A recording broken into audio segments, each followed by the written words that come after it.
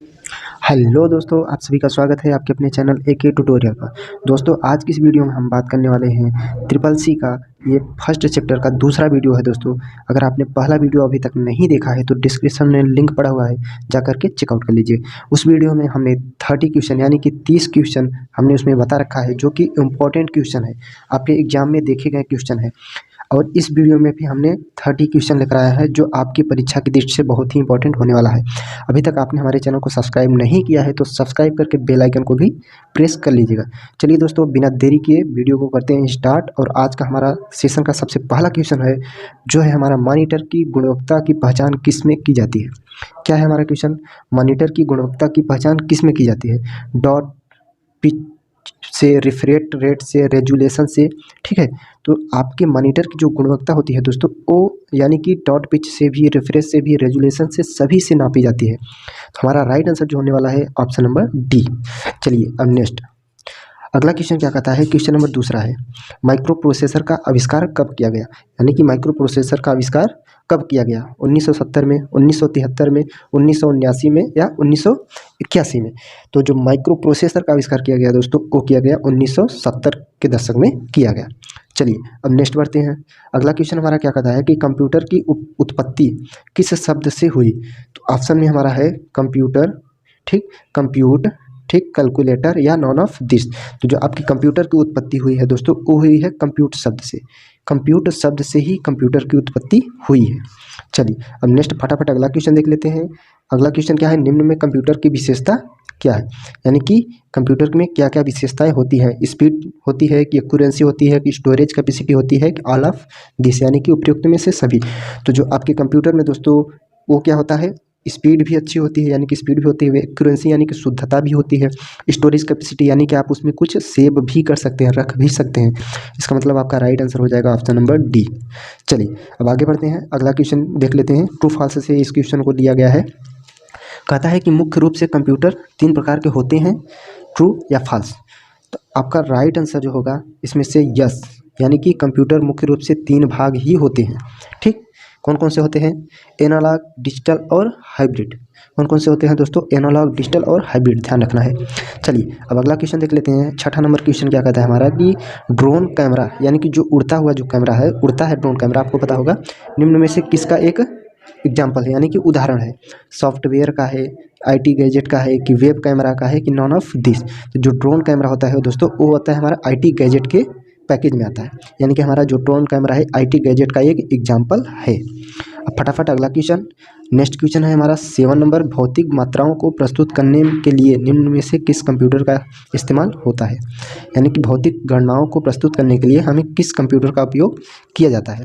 Hybrid computer का, ठीक, analogue का किया जाता है कि डिजिटल का कि ऑल ऑफ द एबव, यानी कि उपयुक्त सभी का? तो जो भौतिक गणना को लिए किया जाता है दोस्तों, वो किया जाता है हमारा एनालॉग कंप्यूटर का। ठीक है, ध्यान रखना है किसका किया जाता है? एनालॉग कंप्यूटर का। चलिए अब नेक्स्ट, ये है हमारा क्वेश्चन 8 नंबर। क्या कहता है कि निम्न से सबसे छोटा कंप्यूटर है? सबसे छोटा कंप्यूटर कौन है? मिनी है, माइक्रो है कि सुपर है कि नॉन ऑफ दिस, यानी कि इनमें से कोई नहीं है? तो जो सबसे आपका छोटा कंप्यूटर होता है दोस्तों, वो होता है माइक्रो। क्या होता है? माइक्रो। ठीक, और इससे बड़ा क्या होता है? इससे बड़ा होता है मिनी। ठीक, इससे बड़ा कौन होता है? Main frame. और इससे बड़ा कौन होता है? सुपर। सुपर का तो नाम सुना है दोस्तों, सुपर सबसे अच्छा रहता है। तो हमारा इसमें सबसे छोटा कंप्यूटर कौन सा हो जाएगा? Micro computer. ठीक है, चलिए ध्यान रखना है कौन सा होता है सबसे छोटा? माइक्रो, उसके बाद आता है मिनी, उसके बाद मेन फ्रेम, उसके बाद सुपर। हम इस समय जो कंप्यूटर इस्तेमाल करते हैं दोस्तों, वो इसमें आता है हमारा माइक्रो कंप्यूटर में आता है। लैपटॉप, पीसी, ये सब क्या हुए? हमारे माइक्रो कंप्यूटर के एग्जाम्पल हो गए। अब क्वेश्चन नंबर 9 है, बड़ी बड़ी कंपनियों, बैंकों एवं सरकारी विभागों में कौन सा कंप्यूटर प्रयोग में लाया जाता है? यानी जो बड़ी बड़ी कंपनियां हैं, बैंक है, सरकारी दफ्तर है, इसमें कौन से कंप्यूटर का उपयोग किया जाता है? माइक्रो कंप्यूटर का कि सुपर कंप्यूटर का कि मेन फ्रेम कंप्यूटर का कि नॉन ऑफ दिस का? तो अभी मैंने आपको बताया सबसे छोटा कंप्यूटर कौन सा होता है? माइक्रो। उससे बड़ा मिनी, लेकिन उससे बड़ा क्या होता है? Main frame. जो मेन फ्रेम होता है वही होता है सरकारी दफ्तरों और कंपनियों और क्या होता है, रेलवे स्टेशनों पर मेन फ्रेम का ही प्रयोग किया जाता है, ध्यान रखना है। और सुपर कंप्यूटर किसमें प्रयोग किया जाता है? ये किया जाता है मौसम विभाग गणना की जानकारी के लिए इसका प्रयोग किया जाता है। अब चलिए दोस्तों अगला क्वेश्चन देख लेते हैं। अब नेक्स्ट क्वेश्चन नंबर 10 है। सारे क्वेश्चन इंपॉर्टेंट है दोस्तों, आपको लास्ट तक सभी क्वेश्चन को कवर करना है, तब जाके आपके एग्जाम में अच्छे मार्क्स आ सकते हैं। अब है क्वेश्चन नंबर 10 है, mini computer main frame computer की तुलना में छोटा होता है। क्या होता है? Mini computer main frame computer की तुलना में छोटा होता है। यस, यह बात बिल्कुल सही है दोस्तों। अभी मैंने आपको बताया सबसे छोटा होता है माइक्रो, उससे बड़ा होता है मिनी, और उससे बड़ा होता है मेन फ्रेम। ठीक, उससे बड़ा कौन होता है? मेन फ्रेम होता है। तो इसलिए हमारा मेन फ्रेम से मिनी कंप्यूटर में मेन फ्रेम कंप्यूटर से मिनी कंप्यूटर थोड़ा छोटा होता है। अब चलिए, अब अगला क्वेश्चन 11 नंबर देख लेते हैं फटाफट। 11 नंबर क्या कहता है कि निम्न में से किस प्रकार के कंप्यूटर में डिजिटल एवं एनालॉग दोनों प्रकार के कंप्यूटरों का मिश्रण होता है, यानी कि कॉम्बिनेशन होता है। हाइब्रिड कंप्यूटर में, एक मिनी कंप्यूटर में, सुपर कंप्यूटर में, या फिर मेन फ्रेम कंप्यूटर में। तो जो हाइब्रिड कंप्यूटर होता है दोस्तों, इसमें किसका किसका प्रयोग किया जाता है? एनालॉग और डिजिटल और एनालॉग का क्या होता है? मिश्रण ही होता है हमारा हाइब्रिड कंप्यूटर। चलिए, अब आगे क्वेश्चन अगला नंबर देख लेते हैं। नेक्स्ट क्वेश्चन क्या है हमारा? नेक्स्ट क्वेश्चन कहता है कि भारत का पहला सुपर कंप्यूटर परम 8000 निम्न में से किसके द्वारा निर्मित किया गया है? सीडेक कंपनी द्वारा, ठीक, माइक्रोसॉफ्ट द्वारा, या इंटेल द्वारा, ठीक, इसके द्वारा किया गया। तो जो भारत का पहला सुपर कंप्यूटर किया गया दोस्तों, वो किया गया सीडेक कंपनी के द्वारा। सीडेक कंपनी कहाँ की है? पुणे की वेधशाला है, पुणे की, यानी कि पुणे की रिसर्च सेंटर है CDAC, centre and development and advance computing research centre, इसका हुआ फुल फॉर्म। चलिए, अब आगे बढ़ते हैं। अगला क्वेश्चन क्या है? अगला क्वेश्चन 13 नंबर क्या कहता है कि दुनिया का पहला सुपर कंप्यूटर कौन सा है? दुनिया का पहला सुपर कंप्यूटर कौन सा है? क्रे है, परम है, कि दोनों है? तो जो दुनिया का सबसे पहला का सुपर कंप्यूटर था दोस्तों, वो था हमारा क्रे 1। और किसने बनाया था? क्रे कंपनी ने बनाया था। ठीक है, किसने बनाया था? क्रे कंपनी ने क्रे कंप्यूटर को बनाया था। क्रे कंपनी कहाँ की थी? चीन की थी। चलिए, अब नेक्स्ट, अब अगला कुछ हमारे फर्स्ट जनरेशन के कंप्यूटर के बारे में हमने यहाँ पर लेकर आया है कि फर्स्ट जनरेशन के कौन कौन से कंप्यूटर थे। यहाँ पे पहला हमारा एनियाक। अब एनियाक का फुल फॉर्म नोट कर लीजिए दोस्तों, क्या होता है? Electronic numerical logic integrator and calculator. Electronic numerical integrator and calculator, इसको किसने डेवलप किया था? सी प्रेसर, इकेट एंड जोन्स मैचली ने इसको बनाया था। कब बनाया था? 1946 में बना था। ध्यान रखना है दोस्तों, एनियाक कब बना था? 1946 में। आपके एग्जाम में ये क्वेश्चन आ सकता है कि एनियाक कंप्यूटर का निर्माण कब किया गया? 1946 में, ध्यान रखना है। उसके बाद आया इडसैक। इडसैक का फुल फॉर्म क्या होता है? Electronic delay storage automatic calculator. इसको किसने बनाया था?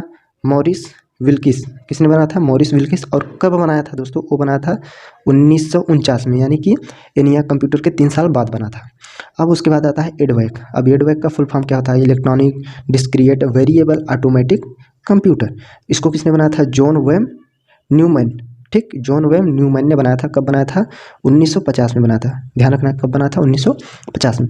अब इसके बाद आता है यूनिवैक। अब यूनिवैक का फुल फॉर्म क्या होता है? Universal automatic computer.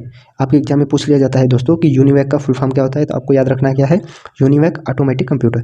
इसको किसने बनाया था? इसको बनाया था जे प्रेसर, इकर्ट एंड जॉन मैचली ने। कब बनाया था? 1991 में। कब बनाया था दोस्तों? ध्यान रखना है, 1991 में बनाया गया था। चलिए, अब अगला पढ़ते हैं। अगला क्वेश्चन है हमारा 14 नंबर, क्या कहता है? जानकारी सभी आपको नोट करके रखना है दोस्तों, इंपॉर्टेंट चीज़ें, क्योंकि आपके एग्जाम में कुछ भी आ सकता है।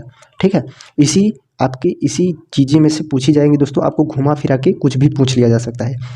अब है ECG और MRI आदि में किस प्रकार के कंप्यूटर का प्रयोग किया जाता है? जो ECG और MRI जांच में के लिए किस प्रकार के कंप्यूटरों का प्रयोग किया जाता है? सुपर कंप्यूटर का, हाइब्रिड कंप्यूटर का, या मेन फ्रेम कंप्यूटर का? तो जो ECG MRI कंप्यूटर में जिसका प्रयोग किया जाता है, उसका प्रयोग किया जाता है दोस्तों हाइब्रिड, एनालॉग डिजिटल दोनों प्रकार के कंप्यूटरों का मिश्रण होता है। ये कौन होता है? एनालॉग, ठीक, एनालॉग और डिजिटल, ये दोनों कंप्यूटर का मिश्रण होता है। कौन? Hybrid computer. अब 15 नंबर क्वेश्चन देख लेते हैं। 15 नंबर क्या कहता है क्वेश्चन कि विश्व का पहला सुपर कंप्यूटर कब बना गया? आ गया दोस्तों, क्वेश्चन आ गया ना कि विश्व का पहला कंप्यूटर, सुपर कंप्यूटर। ध्यान रखना कि सुपर कंप्यूटर कब बनाया गया था? तो वो बनाया गया था दोस्तों 1976 में। कब बनाया गया था? 1976 में, नोट करके रखना है। अब नेक्स्ट, अब क्या है हमारा ट्रू फॉल्स से क्वेश्चन है दोस्तों कि डिजिटल कंप्यूटर को मुख्य रूप से 4 भागों में बांटा गया है। यह बात सही है कि गलत है? तो यह बात बिल्कुल सही है दोस्तों, डिजिटल कंप्यूटर को 4 भागों में बांटा गया है। अब कौन कौन से भाग हैं ये भी देख लेते हैं। एक डिजिटल कंप्यूटर के कौन कौन से भाग हैं? अभी मैंने बताया, मिनी, माइक्रो, मेन फ्रेम और सुपर। सबसे छोटा कौन होता है? मिनी। इससे बड़ा कौन होता है? माइक्रो। ठीक, सॉरी सबसे छोटा होता है माइक्रो, उससे बड़ा होता है मिनी, उससे बड़ा होता है मेन फ्रेम और सबसे बड़ा होता है सुपर। ये किस प्रकार में फॉर्म में है, हम जो इस समय यूज़ करते हैं उसको क्या बोलते हैं, माइक्रो कंप्यूटर। ठीक है। और टाइप्स ऑफ कंप्यूटर, कंप्यूटर कितने प्रकार के होते हैं, 3। कौन कौन से, एनालॉग, डिजिटल और हाइब्रिड। चलिए सभी बातों को आपको ध्यान में रखना है दोस्तों, क्योंकि आपके एग्जाम में यहाँ से क्वेश्चन बन सकते हैं। प्रथम जनरेशन के कंप्यूटर में किस टेक्नोलॉजी का प्रयोग किया गया था, यानी कि सबसे पहला जो प्रथम पीढ़ी के कंप्यूटर बने थे उसमें जो टेक्नोलॉजी थी वो कौन सी थी, तो सबको पता है दोस्तों किसका प्रयोग किया गया था, वैक्यूम ट्यूब का प्रयोग किया गया था। किसका, वैक्यूम ट्यूब का। और सेकंड में क्या आया, सेकंड में आया सेकंड में आया आपका ट्रांजिस्टर। और थर्ड में क्या आया आपको दोस्तों, आईसी। ठीक है, थर्ड में क्या आया, ध्यान रखना है, थर्ड में आया आपका आईसी और फोर्थ में आया वीएलएसआई।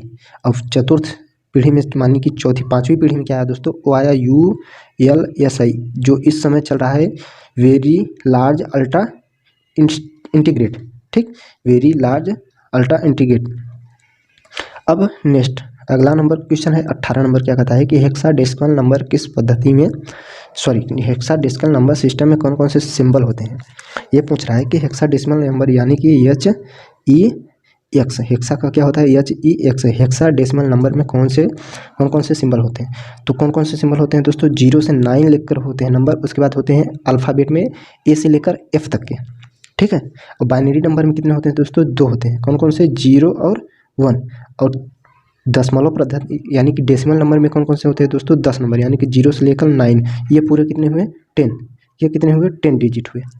चलिए अब आगे बढ़ते हैं, अगला नंबर क्वेश्चन है 19 नंबर, क्या कहता है, निम्नलिखित में से कौन सा इनपुट और आउटपुट डिवाइस ध्वनि को विद्युत ऊर्जा में प्रदर्शित करता है। ये कौन सी डिवाइस है, इनपुट भी है दोस्तों और आउटपुट भी है, यानी कि इनपुट भी है और क्या है, आउटपुट भी है। ये डिवाइस, इसको डिवाइस को क्या बोलते हैं, ये है हमारा माइक्रोफोन। कौन सा है, जिस समय आप क्या करते हैं, जिसको बोलते हैं ईयरफोन, माइक्रोफोन, हेडफोन, ये क्या करते हैं, ये इनपुट और आउटपुट दोनों के रूप में भी प्रयोग करते हैं, क्योंकि आप क्या करते हैं, इसमें माइक लगी होती है, आप आवाज़ को एक दूसरे स्थान तक पहुँचाते भी हैं, और आप इसमें एक स्पीकर लगा हुआ होता है जो अपने कान में लगाकर इसको क्या करते हैं, उधर से आते हुए आवाज़ को आप क्या करते हैं, सुनते हैं। ये किस प्रकार का हुआ हमारा, इनपुट और आउटपुट दोनों प्रकार का डिवाइस हुआ। और ये जो ध्वनि है दोस्तों, जो आप माइक्रोफोन होता है, यानी कि आप क्या करते हैं, वॉइस क्या होता है दोस्तों, वॉइस होता है। वॉइस को आप क्या करते हैं, विद्युत ऊर्जा में परिवर्तित करता है, यानी कि आप बोलते हैं उसके बाद क्या होता है, विद्युत ऊर्जा में परिवर्तित होकर के दूसरे व्यक्ति के पास पहुंच जाता है। चलिए अब आगे अगला क्वेश्चन है हमारा नेक्स्ट 20 नंबर, निम्नलिखित में से कौन सा रैम का एक प्रकार है। अब बता दें दोस्तों, रैम का जो होता है, ठीक, रैम का फुल फॉर्म क्या होता है, रैंडम एक्सेस मेमोरी। ध्यान रखना क्या होता है, रैंडम एक्सेस मेमोरी। इसके कितने पार्ट होते हैं, 2 पार्ट। कौन कौन से, यस रैम और डी रैम। कौन कौन से होते हैं दोस्तों, यस रैम और डी रैम। इसका मतलब हमारा आपका राइट आंसर जो होने वाला है ऑप्शन नंबर डी, यानी कि यस रैम और डी रैम। अब यस का फुल फॉर्म होता है स्टैटिक, ठीक, ध्यान रखना है, यस का फुल फॉर्म होता है स्टैटिक और डी का फुल फॉर्म होता है डायनेमिक, यानी कि स्टैटिक रैंडम एक्सेस मेमोरी और डायनेमिक रैंडम एक्सेस मेमोरी। चलिए अब नेक्स्ट क्वेश्चन नंबर 21 है, निम्नलिखित में से कौन सी डिवाइस कंप्यूटर एडेड डिजाइन यानी कि CAD जैसी एप्लीकेशन में प्रयोग की जाती है। अब कंप्यूटर एडेड डिजाइन क्या है दोस्तों, डिजाइन से आपको पकड़ लेना है कि प्लॉटर क्या होता है, कि प्लॉटर में प्रयोग किया जाता है इसका। ठीक है, चलिए अब आगे बढ़ते हैं, अगला क्वेश्चन है हमारा 22 नंबर, फोर्ट्रान का फुल फॉर्म क्या होगा। तो फोर्ट्रान का फुल फॉर्म होता है दोस्तों फार्मूला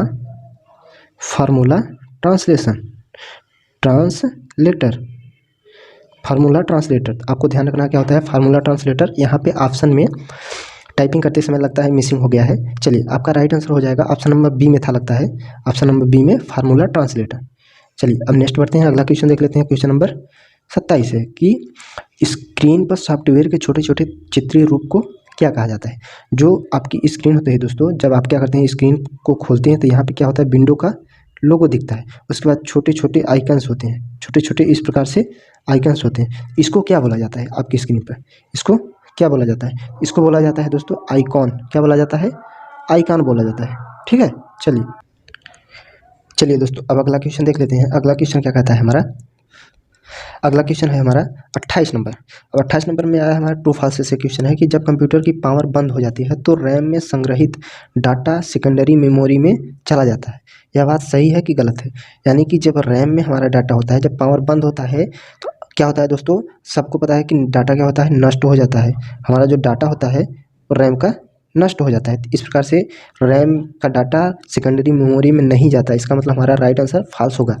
ठीक है, जब तक हमारा पावर सप्लाई रहेगा आपके डिवाइस में तब तक रैम में डाटा रहता है। जैसे ही पावर बंद होने पर रैम का डाटा क्या होता है, डिलीट हो जाता है, यानी कि नष्ट होता है। और ये भी क्वेश्चन आता है दोस्तों कि रैम कैसा रैम जो है वो किस प्रकार का मेमोरी है? तो ये है वोलाटाइल मेमोरी। ठीक है दोस्तों, वोलाटाइल मेमोरी, वोलाटाइल का मतलब होता है कि जब तक इसमें पावर दिया जाएगा तब तक इसमें डाटा सेव रहेगा, और जैसे ही पावर कट होने पर डाटा क्या होता है, डिलीट हो जाता है। और जो सेकेंडरी मेमोरी होता है दोस्तों, रोम जो होता है वो होता है नॉन वोलाटाइल मेमोरी। ठीक, वो होता है नॉन वोलाटाइल, यानी कि इसमें आप चाहे पावर सप्लाई रहे चाहे ना रहे, ठीक, चाहे जो हो जाए, लेकिन इसमें पावर सप्लाई से कोई दिक्कत नहीं, इसका डाटा डिलीट नहीं होता। चलिए अब आगे बढ़ते हैं। अगला नंबर क्वेश्चन है हमारा 29। क्या कहता है, निम्नलिखित में से 4 बिट के संयोजन का एक विकल्प है। यानी कि 4 बिट बराबर क्या होता है? ठीक, बिट बराबर क्या होता है दोस्तों? वो होता है एक निबल के बराबर होता है। किसके बराबर होता है? ध्यान रखना है कि एक निबल। इसका राइट आंसर हो जाएगा option number B. Correct answer हो जाएगा ऑप्शन नंबर बी, यानी कि 4 बिट जो होता है एक निबल के बराबर होता है। लेकिन 8 बिट कितने के बराबर होता है दोस्तों? ये भी ध्यान रखना है। 8 बिट जो होता है वो होता है 1 बाइट के बराबर, 1 बाइट के बराबर। चलिए अभी इसके बारे में आगे डिस्कस कर लेते हैं। यहाँ पे मैंने सभी को इंक्लूड कर रखा है कि कौन कितने किसके बराबर होता है। तो कंप्यूटर में डाटा की सबसे छोटी इकाई बाइनरी यानी कि 0 और 1, जिसे हम क्या कहते हैं, बिट कहा जाते हैं, जिसे क्या कहते हैं, बिट कहते हैं। यहाँ पे आपको बताया गया है कि जो 4 बिट होता है वो किसके बराबर होता है? एक निबल के बराबर होता है। और 8 बिट जो होता है वो 1 बाइट के बराबर होता है। लेकिन जो 1024 बाइट जो होता है 1 केबी के बराबर होता है। और 1024 केबी होता है जो 1 एमबी के बराबर होता है। और 1024 एमबी जो होता है 1 जीबी, यानी कि आपके फ़ोन में 1 जीबी डाटा आता है। तो इसका मतलब ये नहीं होता दोस्तों कि 1000 एमबी आता है, 1000 एमबी नहीं आता, 1024 एमबी डाटा आता है आपकी 1 जीबी डाटा में। ठीक है, अब चलिए आगे है, आगे कुछ और है। इसके बाद क्या है कि 1024 जीबी, ठीक, 1024 जीबी जो होता है वो होता है 1 टीबी के बराबर। किसके बराबर? 1 टीबी के बराबर। और 1024 टीबी किसके बराबर होता है? वो होता है 1 पीबी के बराबर। पीबी का मतलब पेटाबाइट। ध्यान रखना है दोस्तों, पेटाबाइट पीबी का मतलब। अब 1 पीबी बराबर क्या होता है, क्या है इसमें? 1 पीबी बराबर होता है 1 ईबी। ठीक है, यहाँ पे शायद मिस्टेक कर दिया गया है कि टाइपिंग में मिस्टेक किया गया है। मिस्टेक क्या किया गया है दोस्तों? यहाँ पर 1024 होना चाहिए। ठीक, यहाँ पे होना चाहिए 1024 पीबी। ठीक, 1024 पीबी बराबर होता है 1 ईबी, यानी कि 1 एक्टाबाइट। यहाँ पे टाइपिंग में मिसिंग है। और यहाँ पर भी हो जाएगा दोस्तों 1024 ईबी। इसका मतलब होता है 1 GZB। अब ZB का मतलब होता है जिट्टाबाइट। क्या होता है? जिट्टाबाइट। और यहाँ पर भी टाइपिंग में थोड़ा मिसिंग हुआ है कि 1024 ZB बराबर क्या होता है? 1024 ZB बराबर होता है 1 YB, यानी कि योट्टाबाइट। और 1024 YB बराबर होता है 1 ब्रोंटोबाइट। ब्रोंटोबाइट यानी कि BB। ठीक है, अब आगे कुछ और है। अब आगे है कि 1024, यहाँ पे सही टाइपिंग किया गया है कि 1024 बाइट बराबर क्या होता है? 1 GB, यानी कि जीप बाइट। किसका होता है? Gigabyte. ध्यान रखना है क्या होता है? Gigabyte. और यही सबसे बड़ी यूनिट होती है मेमोरी की, हाईएस्ट सबसे। Gigabyte is the highest memory, यानी कि सबसे बड़ी यूनिट कौन सी होती है? Gigabyte. ध्यान रखना है, अगर आपके एग्जाम में आ गया कि सबसे बड़ी यूनिट कौन सी होती है? Gigabyte. और सबसे छोटी यूनिट कौन सी होती है? 0 और 1, यानी कि बाइट। 0-1 को क्या बोलते हैं? बाइनरी नंबर बोलते हैं। चलिए अब अगला क्वेश्चन है हमारा, क्वेश्चन नंबर 30 है, कोबोल निम्नलिखित में से किस प्रकार की भाषा है? तो कोबोल कैसी भाषा है दोस्तों? ये एक हाई लेवल लैंग्वेज है। कैसी है? हाई लेवल लैंग्वेज है। आपके ऑप्शन में और दिया गया है लो लेवल लैंग्वेज है कि सेकेंड जनरेशन लैंग्वेज है कि नॉन ऑफ दिस। अभी मैंने आपको बताया क्या है, कोबोल एक हाई लेवल लैंग्वेज है। ध्यान रखना है, कोबोल हो गया, फोर्ट्रान हो गया, ठीक, ये सारे क्या है? हाई लेवल लैंग्वेज है। चलिए अभी इसके बारे में और हम बात कर लेते हैं, कोबोल के बारे में। कोबोल का फुल फॉर्म क्या होता है?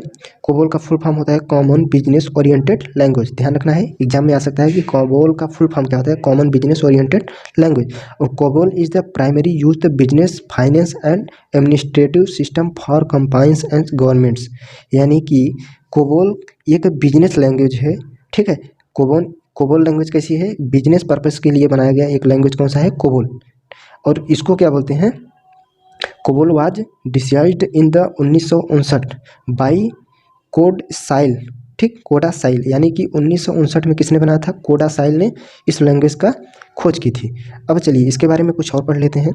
क्या है हमारा, कंप्यूटर में प्रयोग की जाने वाली वह भाषा जिसमें अंग्रेजी अक्षरों, संख्याओं एवं चिन्हों का प्रयोग करके प्रोग्राम लिखा जाता है उसे उच्च स्तरीय प्रोग्रामिंग भाषा कहा जाता है।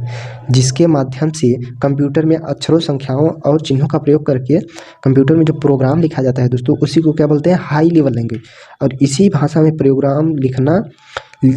इसी भाषा में प्रोग्राम लिखना प्रोग्रामर के लिए बहुत ही आसान होता है, क्योंकि इसमें किसी भी मशीन कोड में बदलकर लिखने की आवश्यकता नहीं होती है, जैसे कि बेसिक, कोबोल, फोर्ट्रान, पास्कल। अभी मैंने आपको बताया। अब बेसिक का फुल फॉर्म क्या होगा दोस्तों, यहाँ पे मैंने आपको बता दूँ, बेसिक सिंबॉलिक, ठीक, दोस्तों यहाँ पे beginners all symbolic intersection code, ठीक है। अब यहाँ पे कोबोल का फुल फॉर्म क्या होगा, कॉमन बिजनेस ओरिएंटेड लैंग्वेज। और फोर्ट्रान का फुल फॉर्म क्या होगा, फार्मूला ट्रांसलेटर। चलिए आज की क्लास को यहीं तक रहने देते हैं दोस्तों। अगर वीडियो पसंद आया हो तो लाइक ज़रूर कीजिएगा और दोस्तों के साथ शेयर जरूर कीजिएगा। जो भी साथी ट्रिपल सी की तैयारी कर रहे हैं सभी दोस्तों के साथ शेयर करना है। अगर चैनल पर पहली बार आए हैं तो सब्सक्राइब करके घंटी को बजा लेना, क्योंकि मैं जब भी वीडियो अपलोड करूँ सबसे पहले नोटिफिकेशन आप तक पहुँचे। चलिए दोस्तों मिलते हैं नेक्स्ट वीडियो में, तब तक के लिए जय।